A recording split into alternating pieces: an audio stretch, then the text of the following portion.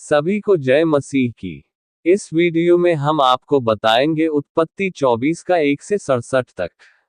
पूरा वीडियो को जरूर देखें। इसहाक के विवाह का वर्णन। अब्राहम अब वृद्ध हो गया था और उसकी आयु बहुत थी और यहोवा ने सब बातों में उसको आशीष दी थी। अब्राहम ने अपने उस दास से, जो उसके घर में पुरनिया और उसकी सारी संपत्ति पर अधिकारी था, कहा, अपना हाथ मेरी जांघ के नीचे रख और मुझसे आकाश और पृथ्वी के परमेश्वर यहोवा की इस विषय में शपथ खा कि तू मेरे पुत्र के लिए कनानियों की लड़कियों में से, जिनके बीच में रहता हूं, किसी को न लाएगा, परंतु तू मेरे देश में मेरे ही कुटुंबियों के पास जाकर मेरे पुत्र इसहाक के लिए एक पत्नी ले आएगा। दास ने उससे कहा, कदाचित वह स्त्री इस देश में मेरे साथ आना न चाहे, तो क्या मुझे तेरे पुत्र को उस देश में जहां से तू आया है ले जाना पड़ेगा? अब्राहम ने उससे कहा, चौकस रह, मेरे पुत्र को वहां कभी न ले जाना। स्वर्ग का परमेश्वर यहोवा, जिसने मुझे मेरे पिता के घर से और मेरी जन्मभूमि से ले आकर मुझसे शपथ खाकर कहा कि मैं ये देश तेरे वंश को दूंगा, वही अपना दूत तेरे आगे आगे भेजेगा कि तू मेरे पुत्र के लिए वहां से एक स्त्री ले आए। और यदि वह स्त्री तेरे साथ आना न चाहे तब तो तू मेरी इस शपथ से छूट जाएगा, पर मेरे पुत्र को वहां न ले जाना। तब उस दास ने अपने स्वामी अब्राहम की जांघ के नीचे अपना हाथ रखकर उससे इस विषय की शपथ खाई। तब वह दास अपने स्वामी के ऊंटों में से 10 ऊंट छांट कर उसके सब उत्तम उत्तम पदार्थों में से कुछ कुछ लेकर चला और अरम नहरैम में नाहोर के नगर के पास पहुंचा, और उसने ऊंटों को नगर के बाहर एक कुएं के पास बैठाया। वह संध्या का समय था, जिस समय स्त्रियां जल भरने के लिए निकलती हैं। वह कहने लगा, हे मेरे स्वामी अब्राहम के परमेश्वर यहोवा, आज मेरे कार्य को सिद्ध कर और मेरे स्वामी अब्राहम पर करुणा कर। देख, मैं जल के इस सोते के पास खड़ा हूं और नगरवासियों की बेटियां जल भरने के लिए निकली आती हैं, इसलिए ऐसा होने दे कि जिस कन्या से मैं कहूं, अपना घड़ा मेरी ओर झुका कि मैं पीऊं, और वह कहे, ले पी ले, बाद में मैं तेरे ऊंटों को भी पिलाऊंगी, ये वही हो जिसे तूने अपने दास इसहाक के लिए ठहराया हो। इसी रीति मैं जान लूंगा कि तूने मेरे स्वामी पर करुणा की है। और ऐसा हुआ कि जब वह कह ही रहा था कि रिबका, जो अब्राहम के भाई नाहोर के जन्माए मिल्का के पुत्र बतूएल की बेटी थी, वह कंधे पर घड़ा लिए हुए आई। वह अति सुंदर और कुमारी थी और किसी पुरुष का मुंह न देखा था। वह कुएं में सोते के पास उतर गई और अपना घड़ा भरकर फिर ऊपर आई।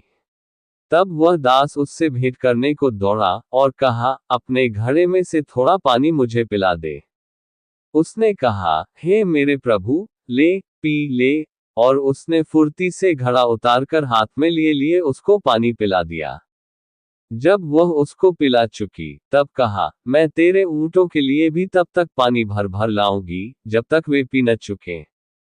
तब वह फुर्ती से अपने घड़े का जल हौद में उंडेलकर फिर कुएं पर भरने को दौड़ गई और उसके सब ऊंटों के लिए पानी भर दिया। और वह पुरुष उसकी ओर चुपचाप अचंभे के साथ ताकता हुआ ये सोचता था कि यहोवा ने मेरी यात्रा को सफल किया है कि नहीं।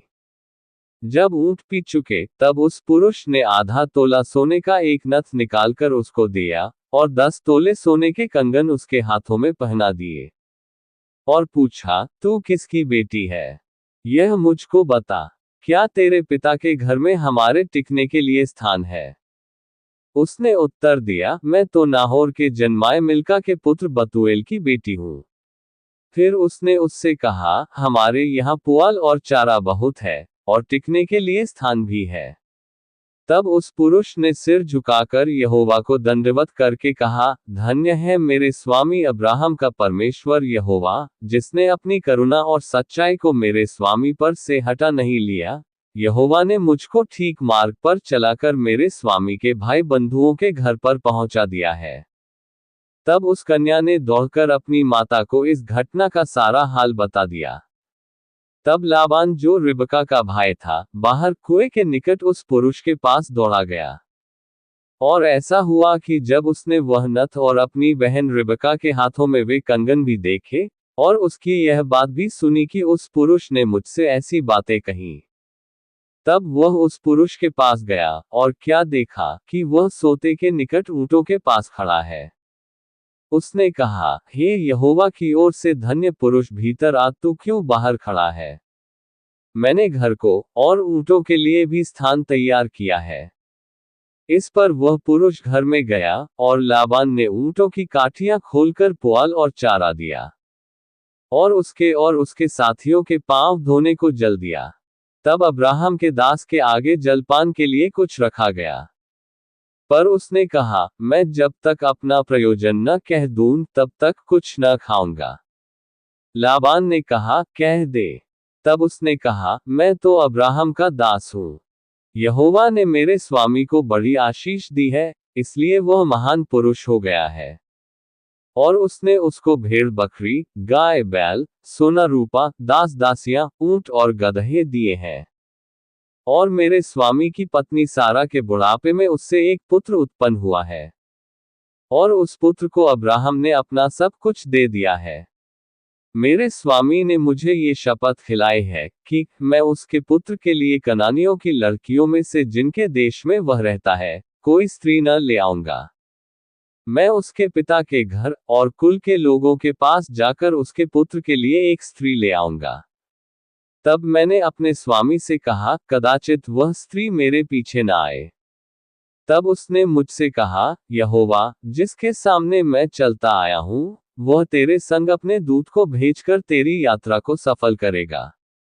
और तू मेरे कुल और मेरे पिता के घराने में से मेरे पुत्र के लिए एक स्त्री ले आ सकेगा। तू तब ही मेरी इस शपथ से छूटेगा जब तू मेरे कुल के लोगों के पास पहुंचेगा। और यदि वे तुझे कोई स्त्री न दें, तो तू मेरी शपथ से छूटेगा।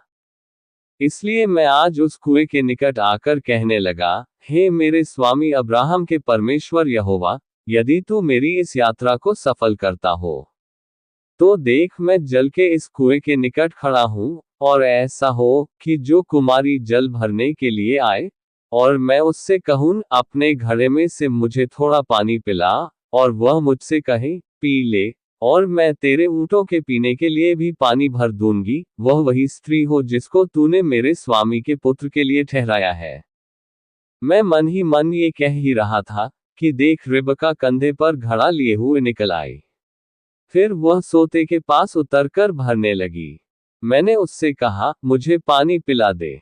और उसने जल्दी से अपने घड़े को कंधे पर से उतार के कहा, ले, पी ले, पीछे मैं तेरे ऊँटों को भी पिलाऊंगी। इस प्रकार मैंने पी लिया, और उसने ऊँटों को भी पिला दिया। तब मैंने उससे पूछा, तू किसकी बेटी है? और उसने कहा, मैं तो नाहोर के जन्माए मिल्का के पुत्र बतूएल की बेटी हूँ। तब मैंने उसकी नाक में वह नथ और उसके हाथों में वे कंगन पहना दिए। फिर मैंने सिर झुकाकर यहोवा को दंडवत किया, और अपने स्वामी अब्राहम के परमेश्वर यहोवा को धन्य कहा, क्योंकि उसने मुझे ठीक मार्ग से पहुंचाया कि मैं अपने स्वामी के पुत्र के लिए उसके कुटुंबी की पुत्री को ले जाऊं। इसलिए अब, यदि तुम मेरे स्वामी के साथ कृपा और सच्चाई का व्यवहार करना चाहते हो, तो मुझसे कहो। और यदि नहीं चाहते हो, तो भी मुझसे कह दो, ताकि मैं दाहिनी ओर या बाईं ओर फिर जाऊं। तब लाबान और बतूएल ने उत्तर दिया, ये बात यहोवा की ओर से हुई है, इसलिए हम लोग तुझसे न तो भला कह सकते हैं न बुरा। देख, रिबका तेरे सामने है, उसको ले जा, और वह यहोवा के वचन के अनुसार तेरे स्वामी के पुत्र की पत्नी हो जाए। उनकी यह बात सुनकर अब्राहम के दास ने भूमि पर गिरकर यहोवा को दंडवत किया। फिर उस दास ने सोने और रूपे के गहने और वस्त्र निकालकर रिबका को दिए, और उसके भाई और माता को भी उसने अनमोल अनमोल वस्तुएं दी। तब उसने अपने संगी जनों समेत भोजन किया, और रात वहीं बिताई। उसने तड़के उठकर कहा, मुझको अपने स्वामी के पास जाने के लिए विदा करो। रिबका के भाई और माता ने कहा, कन्या को हमारे पास कुछ दिन, अर्थात कम से कम 10 दिन रहने दे, फिर उसके पश्चात वह चली जाएगी। उसने उनसे कहा, यहोवा ने जो मेरी यात्रा को सफल किया है, इसलिए तुम मुझे मत रोको, अब मुझे विदा कर दो, कि मैं अपने स्वामी के पास जाऊं।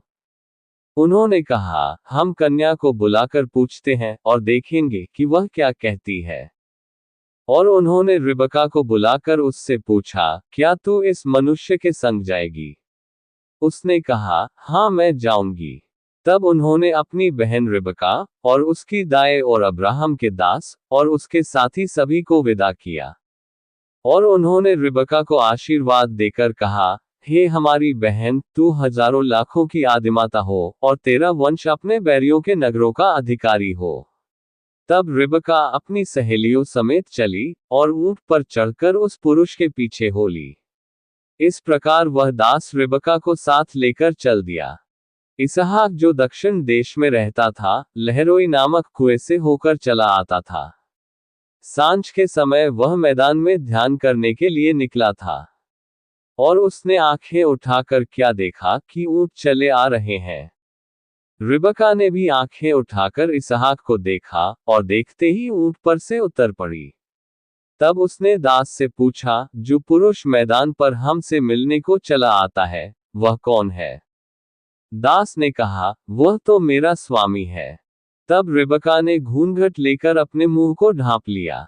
दास ने इसहाक से अपने साथ हुई घटना का वर्णन किया। तब इसहाक रिबका को अपनी माता सारा के तंबू में ले आया और उसको ब्याह कर उससे प्रेम किया। इस प्रकार इसहाक को माता की मृत्यु के पश्चात शांति प्राप्त हुई। अब्राहम अब वृद्ध हो गया था और परमेश्वर ने उसे आशीषों से भर दिया था। अब वह चाहता है कि उसका पुत्र इसहाक किसी कनानी स्त्री से विवाह न करे जो मूर्ति पूजक थे, बल्कि अपने ही देश और कुल की लड़की से विवाह करे। उसने अपने सबसे विश्वासपात्र दास संभवतः एलीएजर को शपथ दिलाई कि वह इसहाक के लिए उसकी जाति की कन्या को दुल्हन बनाएगा। लेकिन इसहाक को कभी भी अपने देश वापस न ले जाए, ये परमेश्वर का वादा था कि कनान ही उनकी भूमि होगी। अब्राहम का दास 10 ऊँटों के साथ नाहोर के नगर अरम नहरम पहुंचा।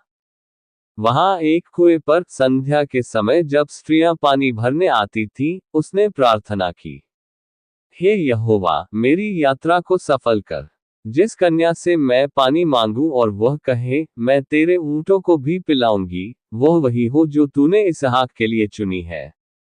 रिबका आई, वह सुंदर कुमारी और नाहोर के पुत्र बतूएल की बेटी थी, यानी अब्राहम की जाति की। रिबका ने ठीक वही किया जो दास ने प्रार्थना में मांगा था। उसने दास को भी और ऊंटों को भी पानी पिलाया। दास समझ गया कि यह परमेश्वर का उत्तर है। उसने रिबका को गहने दिए और उसके परिवार के बारे में पूछा। रिबका का भाई लाबान उसे घर ले गया और अब्राहम के दास का स्वागत किया। दास ने पूरे घटनाक्रम को स्पष्ट रूप से बताया, अब्राहम की आशीष, शपथ, यात्रा, प्रार्थना और रिबका का उत्तर। लाबान और उसके पिता बतूएल ने कहा, यह बात यहोवा की ओर से है, रिबका को ले जाओ। फिर दास ने परमेश्वर को दंडवत किया और रिबका, उसकी माता व भाई को बहुमूल्य वस्तुएं दी। अगले दिन दास ने विदा मांगी। रिबका की माता और भाई ने कहा कि वह कुछ दिन और रुके, लेकिन दास ने जल्दी जाने पर जोर दिया क्योंकि यहोवा ने मार्ग को सफल किया था। रिबका से पूछा गया, क्या तू जाएगी? उसने उत्तर दिया, हाँ, मैं जाऊंगी। रिबका को विदा किया गया और आशीर्वाद दिया गया कि वह लाखों की माता बने। इसहाक उस समय ध्यान में मग्न था। उसने ऊंट आते देखे। रिबका ने उसे देखा और घूंघट डाल लिया। दास ने इसहाक को सारी बातें बताईं। इसहाक ने रिबका को अपनी माता सारा के तंबू में ले जाकर उससे विवाह किया और उससे प्रेम किया। इस प्रकार इसहाक को अपनी माता की मृत्यु के बाद शांति और सांत्वना मिली। 1. परमेश्वर की अगुवाई में भरोसा रखें। अब्राहम का विश्वास और दास की प्रार्थना में परमेश्वर ने मार्गदर्शन किया। 2. नारी की स्वेच्छा का सम्मान। रिबका से उसकी राय ली गई और उसने स्वेच्छा से हाँ कहा। 3. विवाह में परमेश्वर की योजना महत्वपूर्ण है। यह विवाह केवल सांस्कृतिक नहीं, बल्कि आत्मिक रूप से भी सही दिशा में हुआ। 4. प्रेम का आरंभ और आदर। इसहाक ने रिबका से विवाह करके उससे प्रेम किया, न कि केवल सांसारिक रिश्ते के कारण। इसके आगे और भी वचन को समझने के लिए हमारे चैनल को सब्सक्राइब करें। लाइक, शेयर एंड कमेंट जरूर करें। इसमें वीडियो नंबर 1, 2, 3, 4, 5 ऐसे ही करके वचन को बताया जाता है।